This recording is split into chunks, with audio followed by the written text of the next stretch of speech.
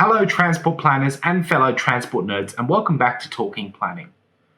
So I figured it was time to spice things up a little bit in terms of content. I've spent a lot of time doing transport reviews, and whilst it's fun, I figured for 2021 it would be fun to try something different. So I thought, new city, new place, why not change things up a little bit and go for a real explore of this great new city?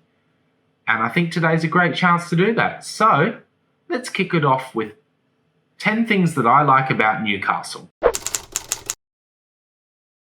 Number 1, public parks. Newcastle has a solid range of public parks. Green space is a great way to make a city more livable, and Newcastle has a decent array of green spaces and active transport corridors. The Anzac Memorial Walk is perhaps one of my favourites. Newcastle has also done a good job of revitalising unused spaces, like the former train station, and has done a good job of turning these into nice parks and usable spaces. Number 2, heritage.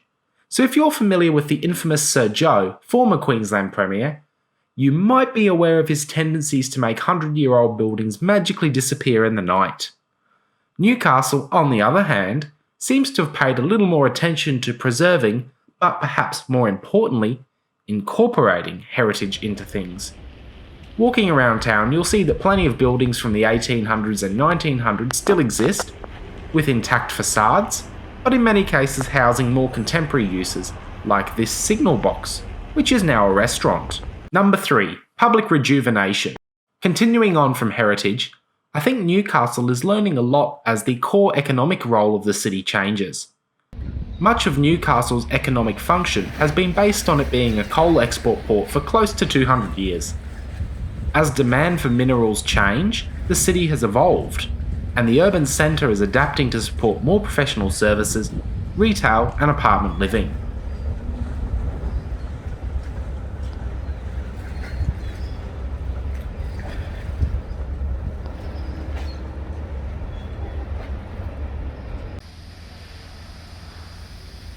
Key developments like the new East End precinct are leading the transformation, along with the Honeysuckle precinct, which is growing and establishing itself. The challenge is, when does rejuvenation become gentrification, and how can we prevent pricing residents out of their own suburb? Number 4, cafes and dining. Another part of the rejuvenation has been the explosion of new bars, cafes and dining across the city. Whilst this is far from unique, it is nice to see a smaller secondary city following this trend and providing more opportunities to get out and about. Once a couple more work paychecks come through, I also hope to go and try out a few new cafes, restaurants and dining opportunities. The Signal Box restaurant once again springs to mind. Number 5, the Tram Line. Keeping with the transport theme, Newcastle's light rail turns 2 this year. While many lament the loss of heavy rail into the city centre, there is method in the madness. The city centre has actually gained lots of open space, and whilst a lot of it mightn't be that heavily utilised yet, there is plenty of potential to open up the former heavy rail corridor as public space.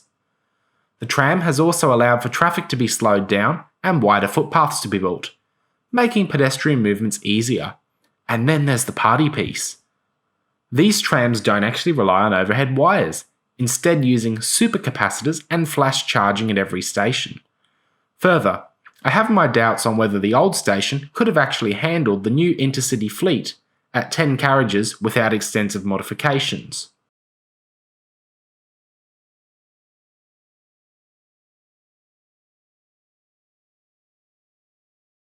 Number 6, beaches. If, like I suspect, you transport nerds vehemently oppose the closure of the old Newcastle Station, one thing we can agree on are the beaches. Newcastle has some great beaches, and as a Queenslander, that can be hard to admit.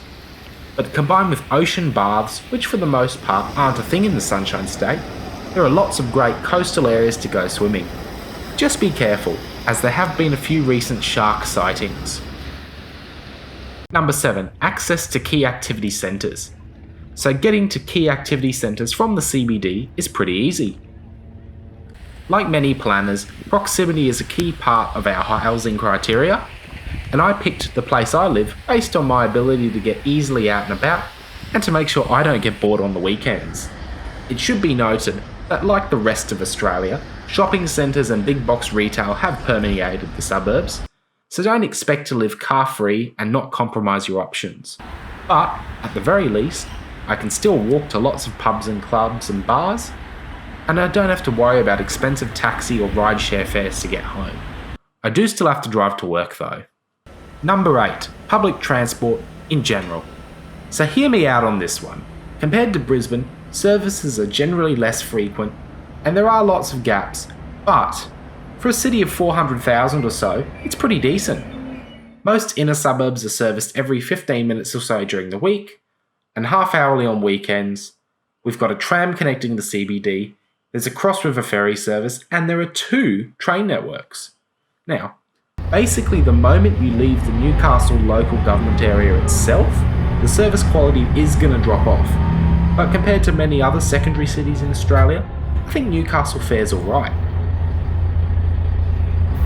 It's also the only Australian non-capital city that I can think of that has a dedicated rail network with the Hunter Line. There are also trains to Sydney on a somewhat regular basis, and hopefully, when the new intercity fleet enters service, the journey will be a little bit more comfortable than on board the Oscar trains.